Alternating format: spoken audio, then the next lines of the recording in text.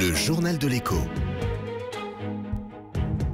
Toute l'actualité écho, comme tous les soirs, avec Éric Leboucher. Bonsoir Éric. Bonsoir Nicolas. On commence par la bourse qui va bien. Oui, troisième journée de hausse consécutive, plus 1,44%, 4664 points. Le climat est euphorique à cause des déclarations de relance du gouvernement de Pékin. Du coup, le Nikkei ce matin, la bourse japonaise, a gagné 7,7%, le meilleur score depuis 8 ans. Et ça a fait un effet positif jusqu'ici en Europe. Le chiffre du jour. Moins 1,4%, c'est la baisse des loyers sur un an en France, selon l'indice Clameur créé par les professionnels. Alors ça donne moins 5,2% à Marseille, moins 3,6% à Lyon, moins 1,8% à Paris. La marque du jour. Quiksilver. Alors les vêtements de glisse qui était né en Californie, le groupe a décidé de placer sa filiale américaine en faillite, ou sous la protection de la loi sur les faillites, Chapter 11.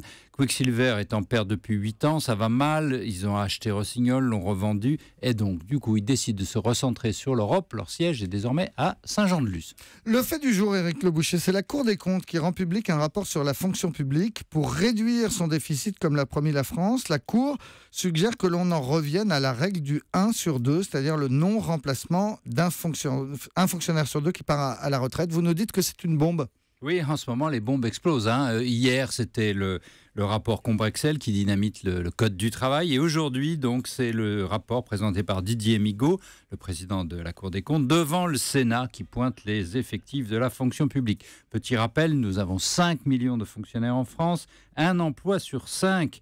C'est un quart des dépenses publiques et la masse salariale a cru de 32% depuis 2002. Alors, que dit la Cour des comptes ? Que ça dérape. Le gouvernement a prévu une hausse simplement de 250 millions par an de cette masse salariale. Eh bien, ce chiffre ne sera jamais atteint. Pourquoi ? À cause de la tendance, tout simplement. La tendance, c'est plus 700 millions d'euros par an et non pas 250. Donc, il faut faire la différence en économie. 450 millions d'économies par an.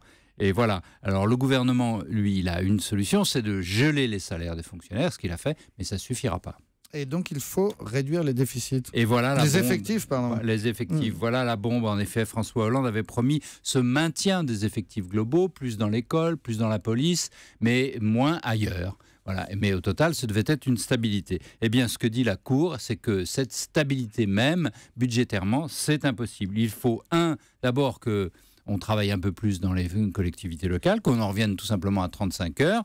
2, éviter et réfléchir sur les périmètres des missions de l'État. Et surtout, vous l'avez dit, que reviennent sur cette règle du remplacement d'un fonctionnaire sur 2 qui part à la retraite. C'est inévitable. Et d'ailleurs, c'est même souhaitable. Ça forcera l'administration à se moderniser. Le journal de l'écho sur Europe 1 avec Éric Leboucher. Merci, à demain Éric.